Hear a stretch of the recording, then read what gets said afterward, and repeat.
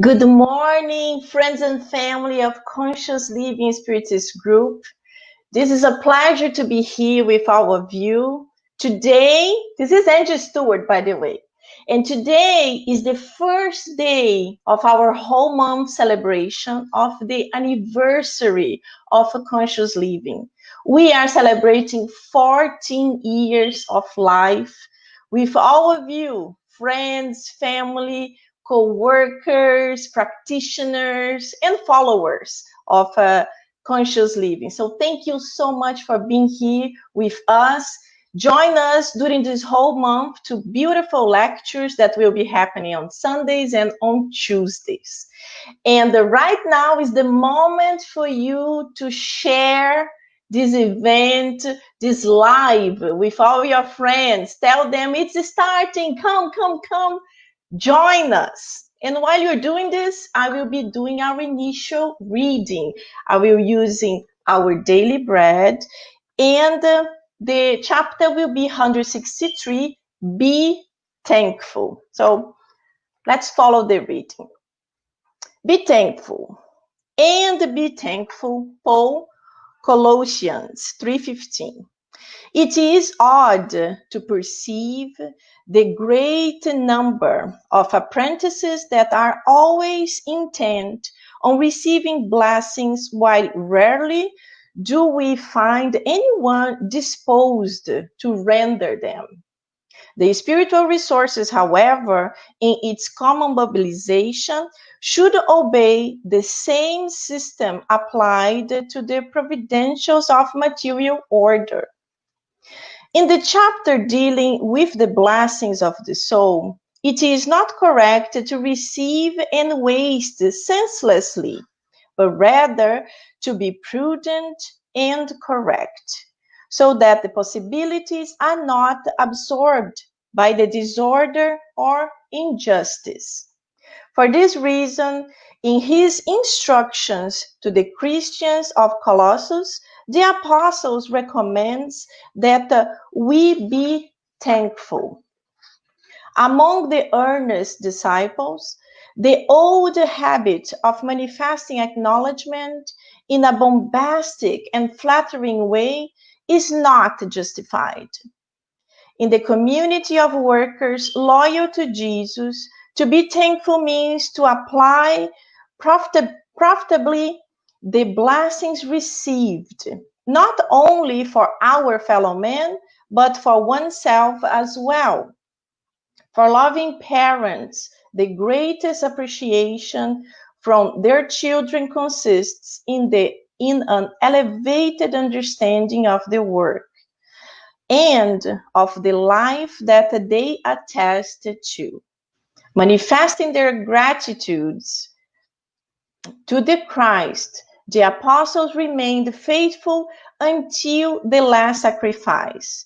Paul of Tarsus received the call from the Master, and in a sign of happiness and of love, serves the divine cause by the way of nameless suffering for over 30 successive years. To be grateful shall not be merely an expression of brilliant words. Rather, it is to feel the grandeur of the action and the light of the benefits, the generosity of confidence, and to correspond spontaneously in extending to others the treasures of life. Beautiful message. And with this message, let's just relax for a brief moment and do our initial prayer. God, our Mother and Father, thank you so much for being with us at this moment. At this moment, we want to extend these loving vibrations to all our friends who are watching us, to the people that will be listening to this later on, and also to our dear guest, Julio Carvalho, who will be talking to us, so we can all connected with the Almighty, be well inspired, be able to transfer these beautiful messages to all of us, feeling it in our heart, and putting everything possible in practice on our daily lives. Thank you so much. So be it. So, my friends, today we have a special day with a great friend, Julio Carvalho. Julio is a dear friend. We met many years ago when I still lived in New York City.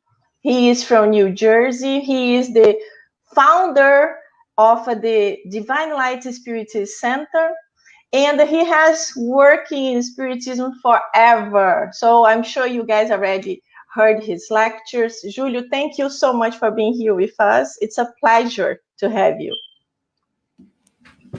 Thank you, everyone from the Conscious Living Group.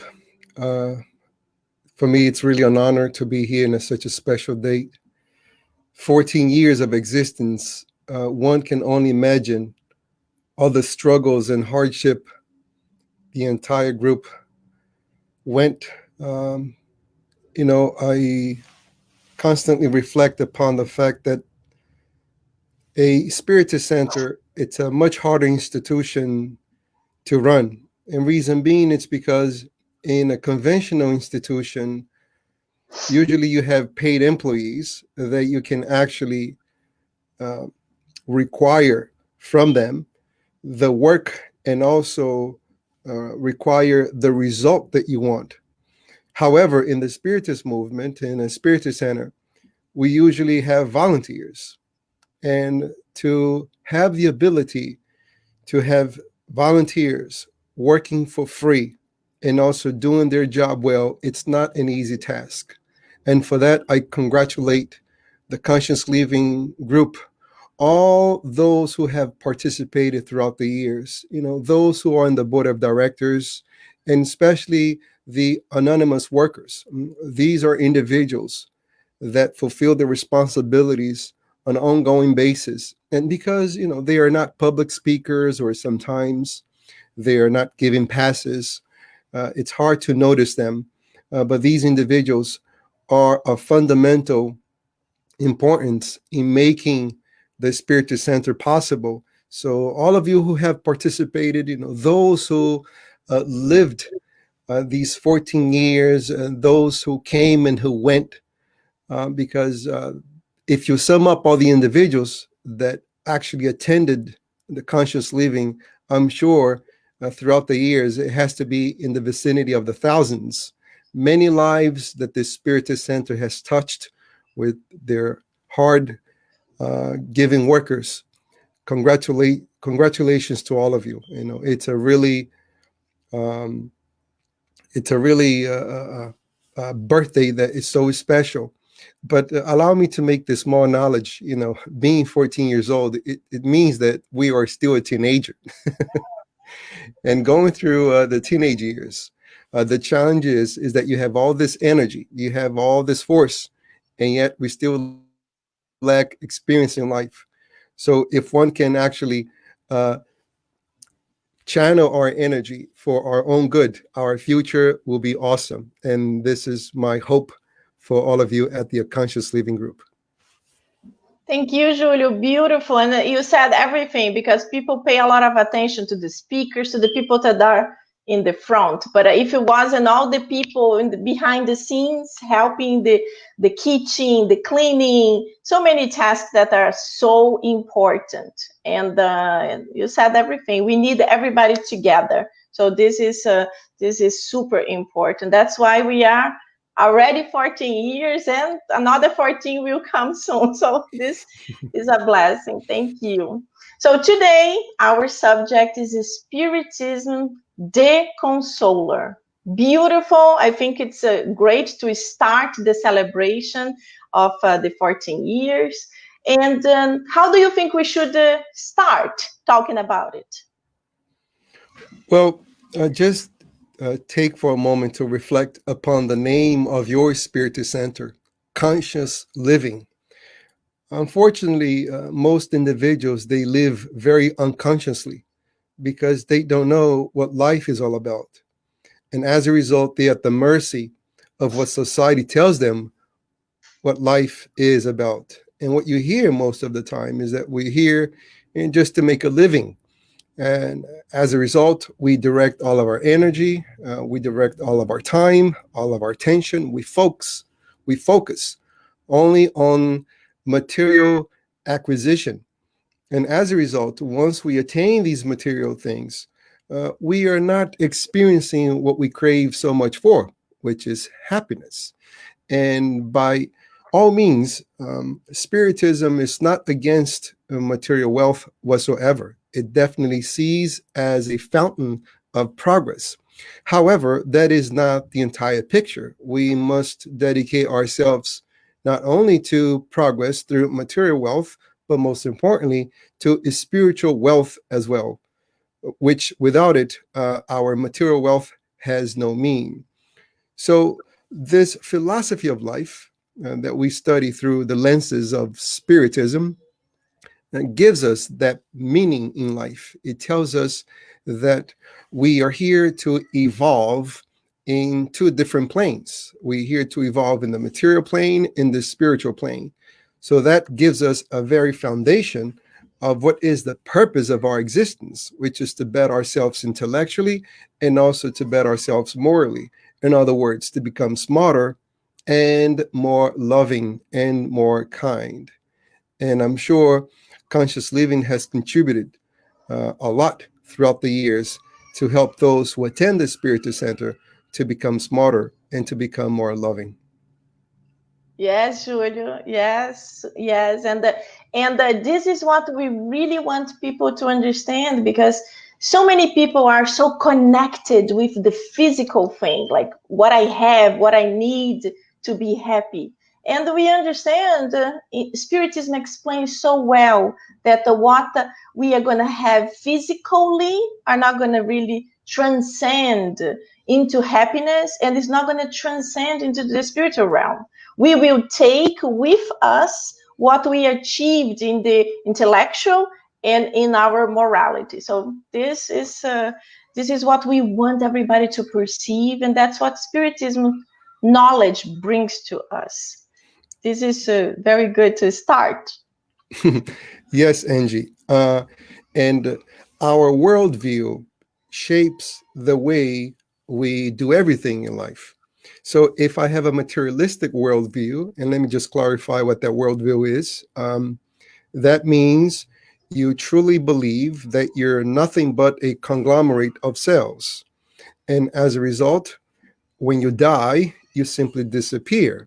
Your cells, your molecules that compose your body will be recycled by nature to make new organisms. But the person that you were only continues in the memory of those who were left behind.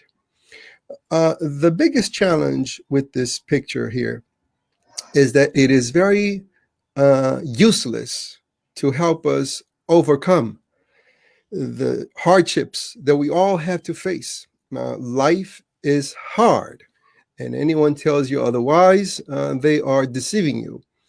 And when I have this perception, if I have this worldview that life it's nothing but a conglomerate of cells and I will die, any hardship that I have, and for one, I could either blame myself, or if I have done all the work that I need to, and yet the outcome is not what I intended, then I have to blame on bad luck.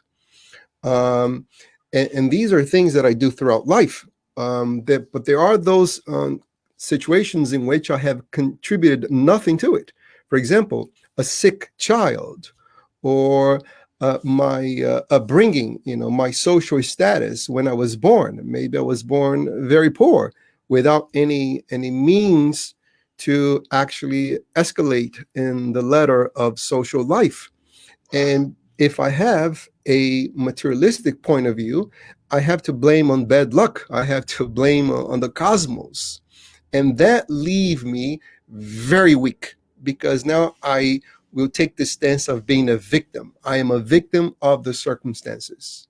So since our topic is the Spiritism, the Consoler, in what way Spiritism consoles us? Well, to console is to give us hope, is to give us understanding, is to provide us with the psychological tools in order for us to have resilience, give us courage to overcome all the obstacles. And Spiritism explains, Angela, that we have many physical existences, and the hardships that we face in this current physical existence is actually the result of our bad use of our free will. If I have done things that are very unhealthy from the moral point of view, from the physical point of view, I will go through the consequences of those actions in this new physical existence, also known as reincarnation, the action of re-entering the flesh. So, as a result of this understanding, I'm no longer a victim. I am responsible. And the very consoling part here is that when we go through these trials and hardships that we have created with our own hands, it's not that God is punishing me, but rather I am being provided with an educational opportunity. Since I neglected the counsel of love, pain come to do its job by helping me transform myself into become a better version of me on a daily basis. So that's how Spiritism consoles us so much. Exactly, Julio. And it's funny because some people, they don't need to be spiritists, religious people. So they are not materialistic per se. They believe in a God, many different ones, but they believe in a God. And also certain spiritists that really didn't understand the spiritism yet. Sometimes they go to fraternal counselings and they say, God is not good to me because my life is just a torment, and I see so many people happy, and my life is eternal struggle. But it's exactly what you said. They did not understand yet. There is something that they didn't click yet to understand the consoler, to understand that God does not punish us. We are the ones who committed little mistakes in the past, and we have to overcome, we have to learn, and we are constantly improving. So, very, very, very, very good. Well, the reason, Angie, that some individuals, although they might be informed of this knowledge and yet they're not taking advantage of this knowledge by applying it into their own lives, it's because, you know, to know is to do what you believe in. For example, we can sit here and read all the books on football. Would that make us football players? Obviously not. We can watch all the games. We can watch the Jets and forever. Would that make us football players? Absolutely not. We can read different magazines and we can talk with our friends. Would that make us football players? Obviously not. So there is only one way to actually become a football player, and that is giving our hard sweat in the field by doing our best. And not just one day, it takes practice over practice in order to perfect the skills to become a professional football player. The same principle applies with this knowledge. This knowledge, it's not something that we absorb by listening to others or going to the Spiritist Center once a week. It's something that we have to dedicate ourselves to really ponder on the consequences of the laws of life. And most people mistaken the understanding of the Spiritist philosophy by believing that it's a body of knowledge that was created by a French educator named Allan Kardec. Indeed, he codified, he summarized, he actually organized and edited a book to make easy for us to understand the knowledge. But what Spiritism teaches, it's not created by someone, but rather it's discovered in nature. And any law discovered in nature, it's not the product of man, but belongs to the natural laws. So, for example, when Isaac Newton discovered gravity, the story goes that he was sitting on the apple tree and the apple fell over his head. And at that time, he had this insight. And according to some physicists, he came up with the most important questions in humanity, which is, if the apple is fall, does the moon fall? And this question helped him actually design his equations to understand how different bodies in space attract one another. So he discovered gravity. So this is a very important word here. He discovered gravity. He did not create gravity. Apples always fell before Isaac Newton. So what Spiritism teaches are the laws of nature. The law of work, the law of reproduction, the law of progress, the law of destruction, the law of society, the law of freedom. These are different laws. And when I try to disobey these laws, I will suffer. And once again, this is not because the supreme intelligence have decided to punish us, but rather these laws were designed to take us to our main purpose as fast as possible, which is our self-development, to develop wisdom, to become super smart, and have our intelligence to work for our kindness, for our love. And when we break these rules, when we break these laws that are in control of our lives, we get pain and suffering. So it would be much, much, much more important if individuals rely less on getting help, but rather go to help themselves, to read the book, to actually dive into the knowledge. There are certain questions in this book that you could take a whole day just pondering on the question alone, not even the answer of the question, the Yes. question alone, because Allan Kardec, although we don't see him as a prophet of any kind, but someone who was very smart, he designed these questions with such presence of knowledge that you can really learn so much from the question alone. And individuals will profit so much if they gave themselves the time to ponder on these questions and think of the answers. And I'm sure they will have so much resilience. As a matter of fact, in the conclusion of the Spirit's book, part 7, Allan Kardec stated that Spiritism, well comprehended, will lead to 3 immediate results. 1, the lack of fear of death. And why? Well, that's because you finally understand that this is nothing but a biological vehicle. When you or a loved one dies, no one has died. People have just been transferred to the spiritual plane. Where is the spiritual plane? It's right here. The material plane is inside the spiritual plane. So people did not go anywhere. They didn't disappear. So just imagine how much consoling that information alone will provide if people truly understand. And the second consequence is tolerance for the imperfection of others. And why is that? Well, that's because you finally understand that the battles ought to be fought not with others, but inside, meaning we will analyze our own imperfections and would work on them.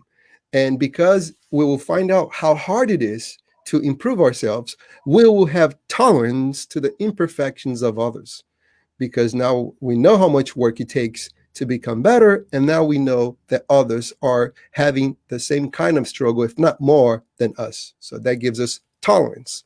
And third is resilience. What is resilience? It's when you are able to withstand the blows of life and yet you don't fall. You just keep going because you know these blows have a purpose, not to knock you down, but to make you stronger, to make you move ahead. So those who attend the Spiritist Center, and sometimes they're listening to the lectures thinking of other things, or sometimes they are in quarantine due to COVID-19, and instead of diving to these books, and what are they doing? They're watching Netflix series forever, or the YouTubes, or they're in the social media.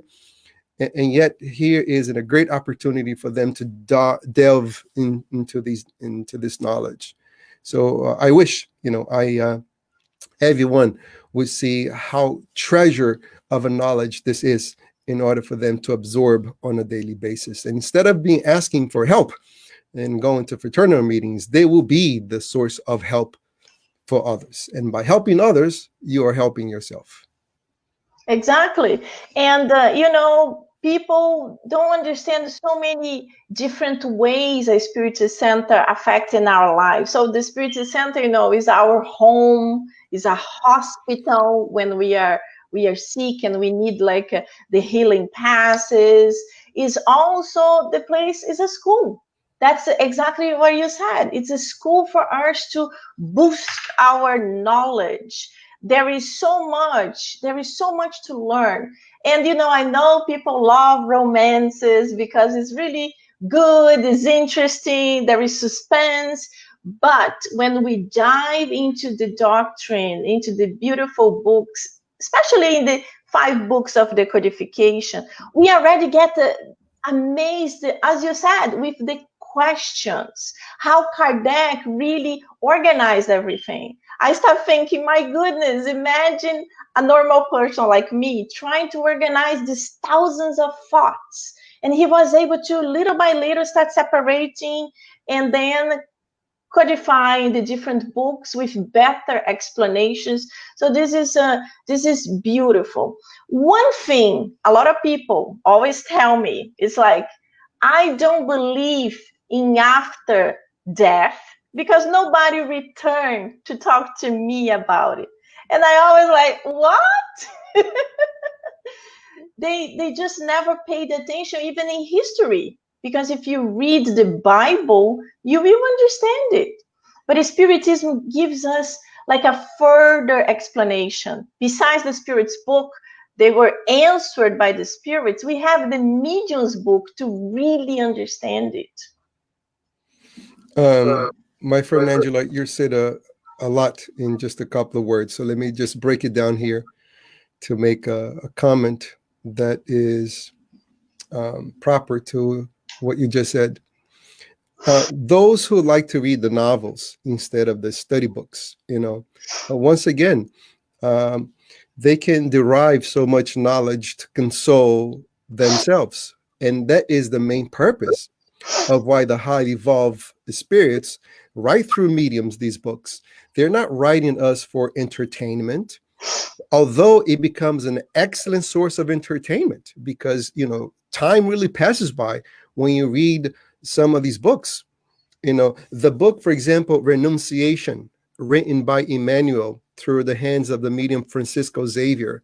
I mean, it's such a pastime because you really get into the novel. It's like watching a movie. However, this is not fiction. It's something that truly happened. But Emmanuel did not write that book for entertainment, but rather to give us knowledge. When you're done reading that book, the main character of the book, she goes through so much hardship in her existence that when you're done reading the book, it makes your hardships look this small to you. All the problems that you're facing when you compare yourself to that lady, it becomes so small. Now, the problems are still there. The problems are the same, but after reading the book, what has changed is your perception of your problems. And as a result, now you see them being so small. And the other consequence of this is that you have gained strength. So now you are psychologically stronger to overcome all these obstacles. With a materialistic mindset, what happens when you have a problem? Well, you have to blame on the cosmos, or you blame on someone else. And by blaming on someone else, it doesn't mean these people who are the source of your pain will change to improve your life. That's not going to happen. I mean, people do change not to please you, but to please themselves. So as a victim, I am just prolonging my suffering, my pain, by waiting for these unchangeable people to change. And as a result, I will develop desperation. What is despair? Despair, it's when I truly believe that my tomorrow will be worse than my today. And then I ask myself the question, what's the purpose of living? It's just pain after pain. Unless I was born in an ivory castle and everything was handed to me, that there is no point of life here because I'm here just to suffer and to be miserable. Nothing much to do. And although I lament intensely the amount of suicides, and this is not a direct result of COVID-19, I follow suicide numbers for a long time. Although I lament intensely why people are killing themselves, it doesn't surprise me at all, these numbers. And reason being is because if you are in an environment in which what you were taught, what you're conditioned to believe, that there's nothing else besides this biological machine, I would truly ask myself, what is the point? But when you try to present the spiritist knowledge, it truly depends on who is receiving this knowledge, who is listening to this for the first time. Because the argument that this is in the Bible or it's in a sacred book, it's completely useless. Some of these individuals are very, very hardcore materialists. So that kind of argument will not render any result whatsoever. So you have to think in the way they think. You have to come up with real scientific experiments in order to bring the issue of something else besides the material realm. And then you can actually draw so much knowledge from quantum physics itself that tells us that, the reality is much more than we can understand. There are different dimensions of reality. We just know, 3 dimensions, up and left, back and forward, and right and left. And quantum physics actually tells us there are different dimensions. And so the argument has to be scientific. You have to speak the language of the listener. Otherwise, you run the risk of having them, without knowing you, already place you in a box, the box of religious orthodoxy. Which means you solely believe in this book that was mainly written by human beings, and this knowledge, it's not. It might be full of. It might be very symbolic, but rather has nothing to do with reality. I respect your faith, but please do not try to push down your faith on me. I fully understand that way of thinking, because unfortunately, Angie, throughout the millennium, people have used a lot of people have used religious knowledge for material gain. It doesn't surprise me why we have so much materialists nowadays, and it's not because of science. It's actually mostly it's because of religious people who misuse the religious information. They do not live a moral life, although they truly say that they believe in the kingdom of heaven. Here they are, preaching the kingdom of heaven and fiercely fighting for the kingdom of earth. And obviously, that brings a great contradiction.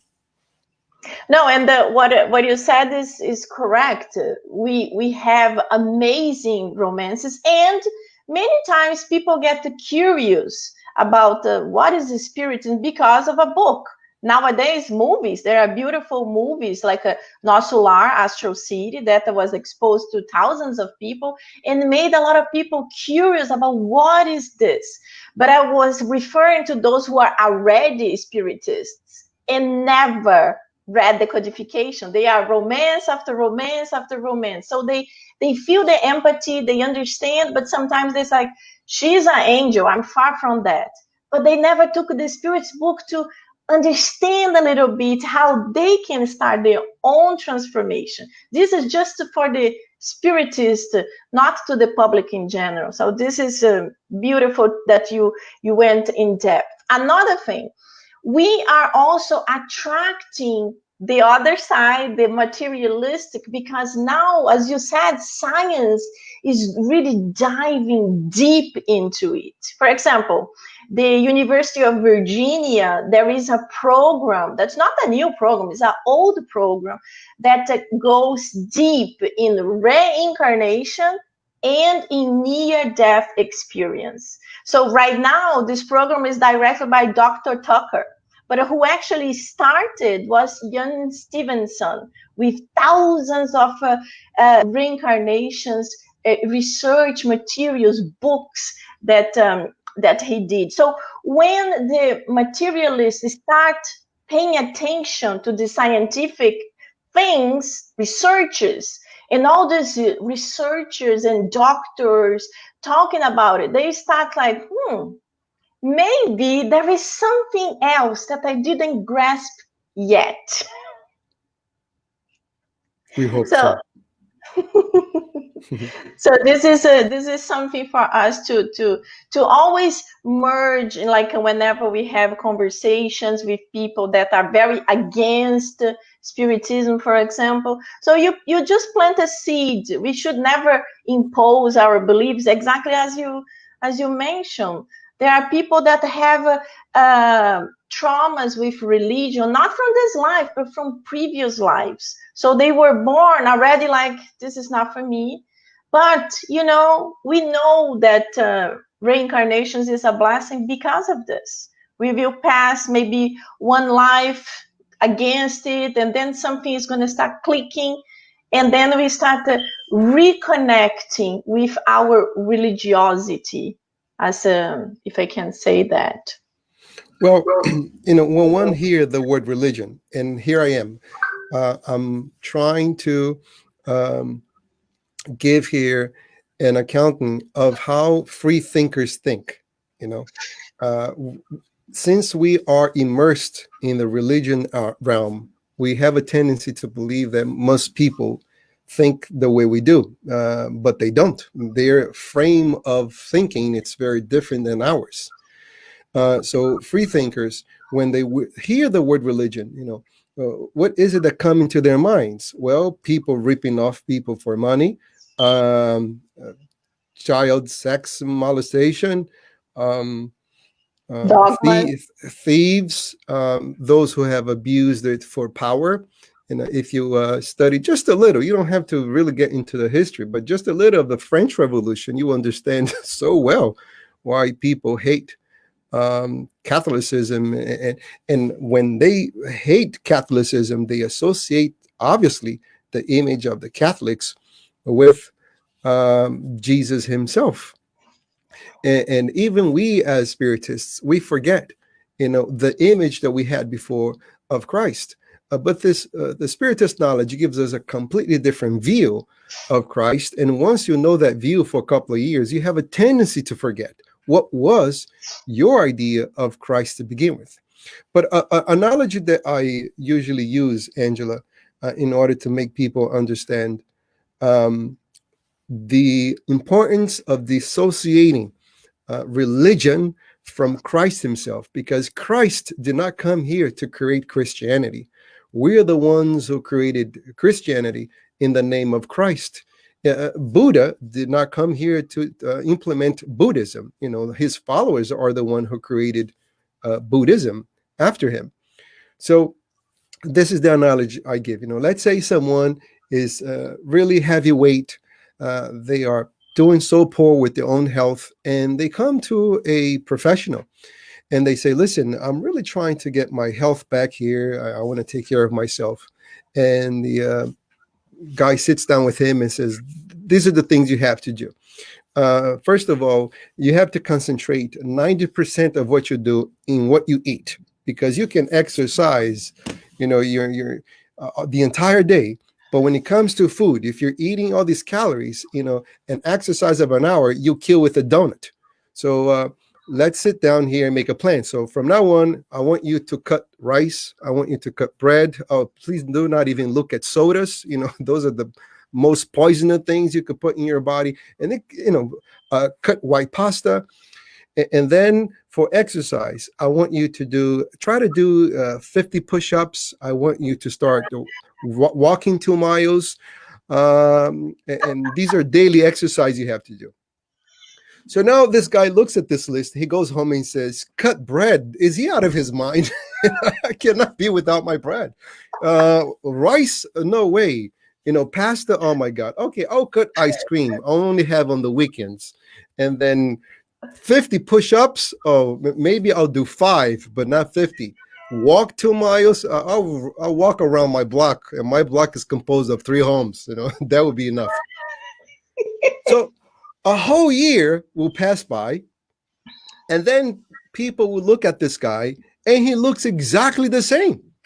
And because he was doing some exercise, what happens, people concentrate on exercise, and because they are exercising, they say to themselves, you know what, I could cut myself a slack. I'd exercise. They eat even more. So they even gain more weight before they start exercising. So now everybody looks at this guy, And would it be fair? Would it be honest to blame the trainer for this guy's bad result? Yeah. Absolutely not. It's not the trainer's fault. It's the student. So this is what I would say to atheists and free thinkers, anyone that has criticized Christ in the past. Don't blame the individual himself. It's the followers. The followers, being perfect, have imperfected the message. In other words, just like this heavy guy, he, instead of molding himself to the list of things the trainer gave him to do, Christians throughout history, most Christians throughout history, not all of them, have done exactly that. Instead of molding themselves to Christ's message, they have molded Christ's message to fit their own passions. So what you get from this is that one of the most spoken person in history is Jesus himself, and yet it's the least understood, because the message he gave, it's about helping us to progress and evolve. And any progress evolve takes so much work. It takes a lot of effort. It takes spiritual, physical sweat. And because we also follow the second law of thermodynamics, any organism, any thing in the universe will state in a physical state of less consumption of energy. In human terms, we call that laziness. So people, by being lazy and not wanting to do the work, instead of feeding themselves to apply to the message, have changed the message. And Jesus is very least understood because his message is very hard to apply. He asks us for love when people want to hate. He asks us for simplicity when people want to be arrogant. He asks us to work and people just want to do the least as they can. So we change the message instead of changing us. Another thing, Julio, is that people that are really quick to point fingers to others. Like, look at him, I can't believe he's doing this and he is a speaker. Or look at him and he's doing that and he was talking about forgiveness. So we have all to understand that we are on our path to evolution. Of course, that when you are a speaker, you have more exposure and much more responsibility. But when you talk about everybody else, the ones that are trying to improve, we are trying to improve. We didn't improve yet. So we should, we should control ourselves when we start pointing fingers, because there is that explanation that says there are three fingers pointing towards you when you're pointing one to other, and usually have one going to God that will be telling you, are you doing that? So this is one other point that maybe we should talk about too.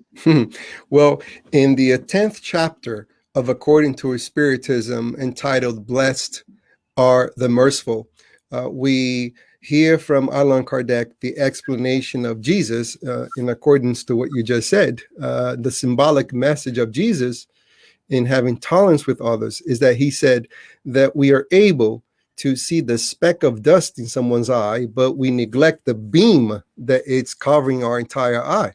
What it's the symbolic message behind this. We are very perceptive of other people's imperfections and we neglect our own. What's the main problem with this, apart from just looking at other people's imperfections, is that you forget the work that you have to do. When you're so concentrated in what others are doing, you forget the work that you have to do. And then it's complete waste of a time. So Spiritism, it's a consoler in this aspect of our relationships, because it tells us that if you're looking at someone and they're really doing a mistake, chances are either you have done these mistakes before, or if you're not very careful, you will do them in the future. When it comes to judging people, it's a big misunderstanding of what judgment is. Some people believe that judgment is to cover your eyes and do not see any mistake in others. That will be Detrimental as actually looking everywhere and seeing good, uh, because that doesn't exist. When we study, when we learn, when you uh, dive into this knowledge, you will have as a consequence discernment. What is discernment? Your ability to choose right from wrong, your ability to make fine distinction. So if someone is making a mistake, Angela, automatically I will perceive that mistake. No question about it. It's like reading. If I have learned how to read, I cannot stop myself from reading anymore. I look at a sentence and I automatically will absorb the knowledge behind that sentence. So judging, it's not seeing other people's mistakes. We will see people's mistakes. That is the consequence of gaining moral knowledge. To judge is to believe that I will never do what the other person is doing. And it's not with our own head. Obviously, we have to put ourselves in the other person's shoes. In other words, you know, if I was this person's age, if I had their biological, cultural, physical experience, their upbringing, if I had their mentality and that kind of problem that they're facing right now, would I do the same that they're doing? Chances are yes, or probably even worse. So with this mentality, what that gives to you, and this is very consoling, uh, it will help you have compassion. It will help you have understanding. It will help you help the other person. Because the alternative is, oh my God, you're full of mistakes. I don't want to mix myself with you. But if you are a relative, I have to live with you. And that makes my life a living hell. So Spiritism becomes a consoler because it teaches us how to be tolerant with others in that sense. It doesn't mean I agree with everything you say. It doesn't mean I agree with everything that you do. But I understand. Because I understand, I am not against you. And because I'm not against you, I do not attack you. And Julio, this brings me right to the point of understanding also forgiveness.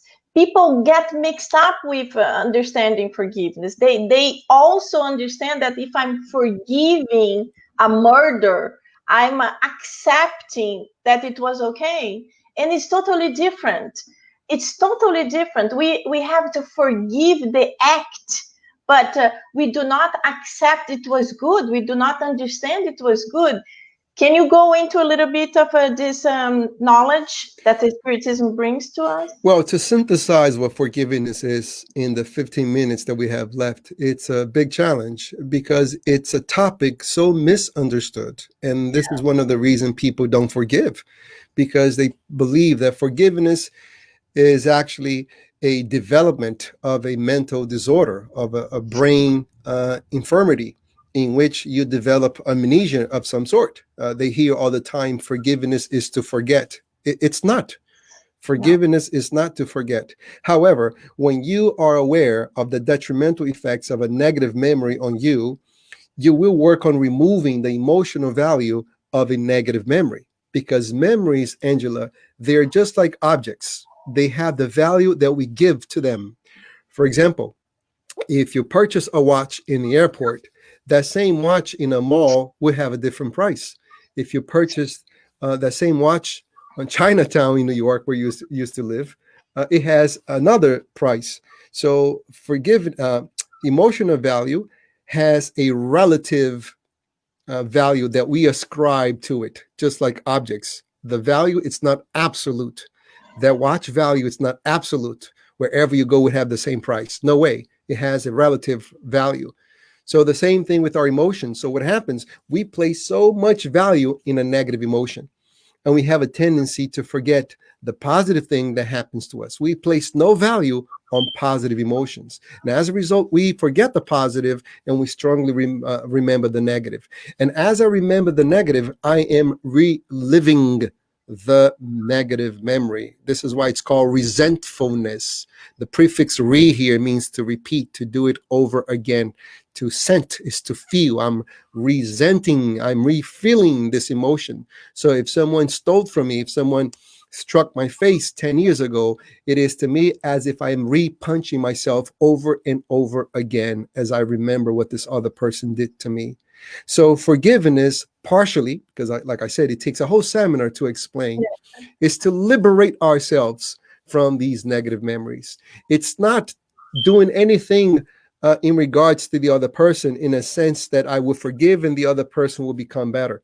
If I forgive a thief, Angela, the thief will continue stealing from others.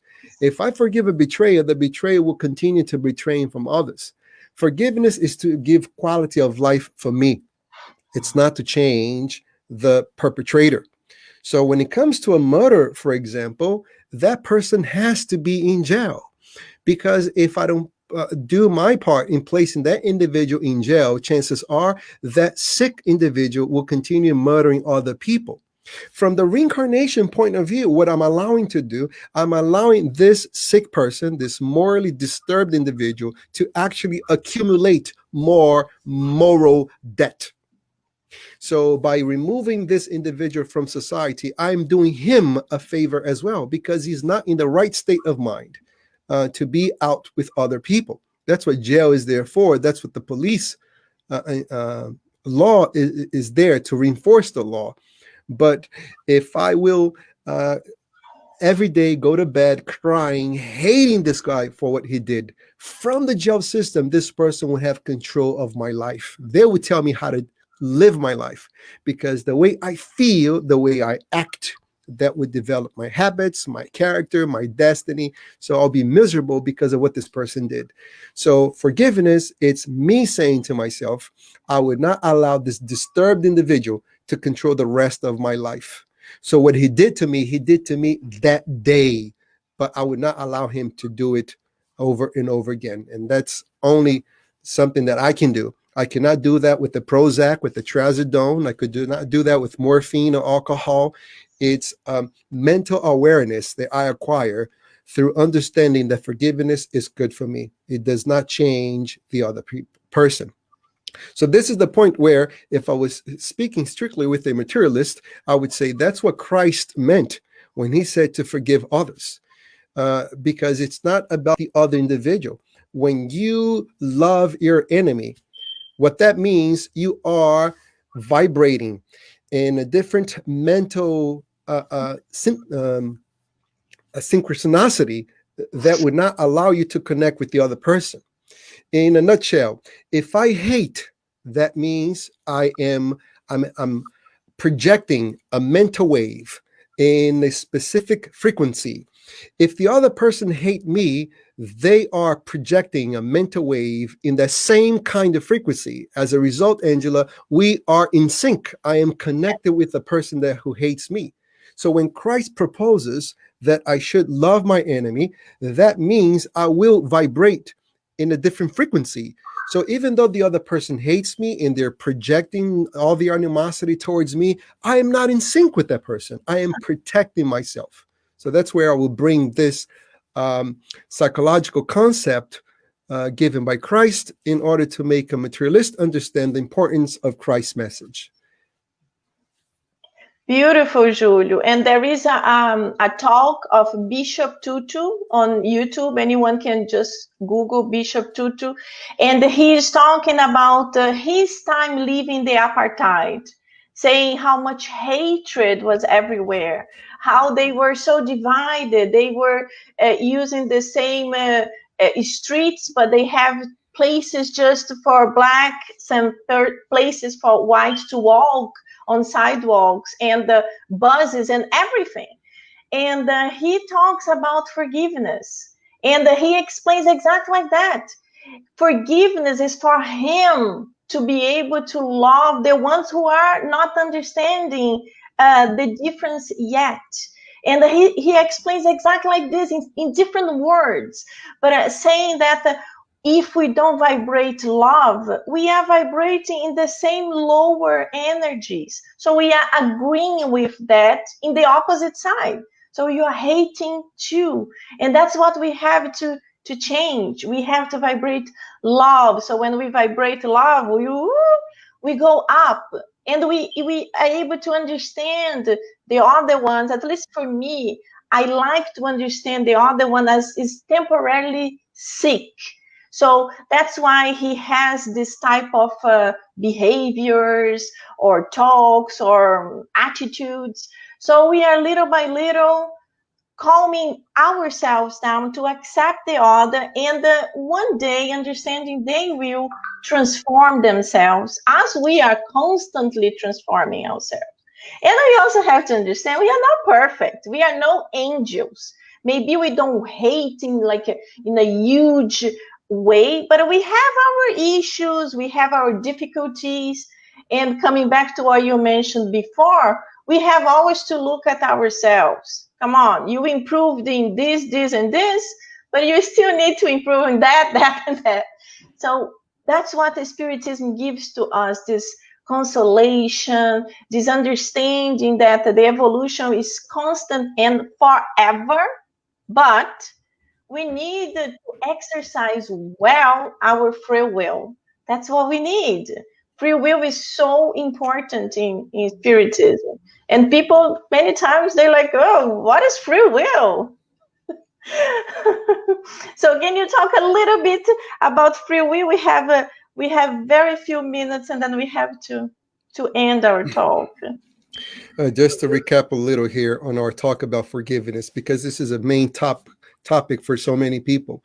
And whenever we do these things in English, because Spiritism, it's disseminated in all different languages, but I think about the English speakers only that will be listening to this lecture, and not necessarily those who attend the Spiritist movement. Yes. And I'm very careful for them to understand that we're not naive individuals who believe in these things without any logic or common sense. But Spiritism becomes a strong consoler in that sense, because it tells us to pay attention to the sickness of the soul. And it changes our expectations, Angela, because most of our relationships has to do with what we expect from the other person. And if the other person does not attend to expectations, we become extremely frustrated. That's one of the sources of anger, unmet expectations. So, if you're seeing a blind individual on the street, that is a physical ailment. You don't expect that person to cross the street as fast as you can, or to actually conduct themselves, to ambulate at ease the same way you do. If you see a person on a wheelchair, you have a different expectation because you can readily see their physical ailment. Well, Spiritism helps us to see the spiritual ailment of others. And that changes our expectations. It doesn't mean that we agree with the evil things they have done. It means we truly see how sick they are, because only unhappy people make other people unhappy. So you would not allow a disturbed, unhappy person to contaminate you. During this COVID-19 situation, the people are so scared of contamination. They're rubbing themselves with alcohol. They're washing their faces with alcohol. They're bathing themselves in alcohol because they do not want to be contaminated with COVID-19. But when it comes to anger, when it comes to moral sickness, when it comes to stress, people easily allow themselves to be contaminated by others. Someone is having a bad day. They cut you off on the street. It has nothing to do with you. That's it. And then someone call you and oh, it's one of those days, and we allow someone disturbance to contaminate you. We should be more wiser to understand that spiritual contamination, it's readily disseminated, and I should protect myself with reflections, with positive readings, with the connection of the Supreme Intelligence, and that's what we call a prayer. So coming back here to your question, free will is directly related with knowledge. The less knowledge we have, the less free will. Think, for example, when you are rearing a child, you're raising someone. Do you allow your child to do everything they want? No, you don't. And why is that? Well, because you, as a loving parent, you will make the decisions for your child until your child gains enough knowledge that they can become responsible for their own action. So knowledge brings about free willness, and free willness also develops our responsibility. The more knowledge we have about something, the more responsible we are. So if you have two children and one is 16, the other one is 4, and they spill milk from the table, who is more responsible for dirtying your carpet? Well, obviously the 16-year-old, because he or she has more knowledge. The same principle applies to us. We have free will, our ability to choose A, B, C, D, E, F, G, and so forth. And we have something more than the animals do, because animals, they are our distant cousins in the ladder of evolution. And we have our ability to foresee the future, which means we can actually see ourselves ahead in time and the consequences of our actions. For example, if I am sitting uh, before a problem, and I have a propensity to run away from this problem by intoxicating myself, I could foresee the consequences of this intoxication. I could get myself into a car accident or something like that. You know, I spent 12 years working as a psychotherapist in the jail system, and during that time, I provided psychotherapy for approximately 23,000 individuals. I had to provide stats to the prosecutor and the judge on a monthly basis. And when it comes to drinking, and it really strikes a chord with me, because the individuals who were in jail for vehicular homicide, or because they almost lost their license, none of them uh, were before the accident thinking to themselves, let me get drunk and let me drive my car, and then I will find someone to kill with my car because I want to spend the next 12 years in the jail system. No one thought like that. But before they even got drunk, they knew the possibility that drinking and driving could lead them to an accident. So although they did not want to get involved in an accident, they were consciously creating the conditions for that accident to occur. So by using my free will and my ability to foresee the future, I can actually prevent myself from doing harm to others and harm to myself as well. I will foresee and actually think ahead of the things that I want to do, which is beneficial for myself. And obviously, Angela, that requires knowledge. It requires an attitude from our part to gain wisdom by reading any positive knowledge. But because we are in the Spiritist movement, we obviously encourage reading the Spiritist literature that has so much to offer in order to console us. Uh, in closing, one of the biggest consoling factor of Spiritism is that it really teaches us that no matter how hard your problem is, other people have harder. And by looking at them, you will definitely change your perception of your problem, and that will give you strength to overcome any hardship you're facing. Most importantly, always remember your hardships are not things against you, but opportunities to help you develop the potential that lies within you. Beautiful, Julio. This connects with charity. When we are charitable, we are able to see the pain of the others, and temporarily we forget about our pain. This is one of the main goals of Spiritism also, is to help us to help others. Understanding only through charity we will be able to improve. We could be talking here for extra hours. We want to thank you so much. Our time is up. Thank you so much. It was beautiful. And I'm sure you touched the heart of a lot of people. And hopefully we can have you again soon. But I would like to ask you now to do our final prayer, please.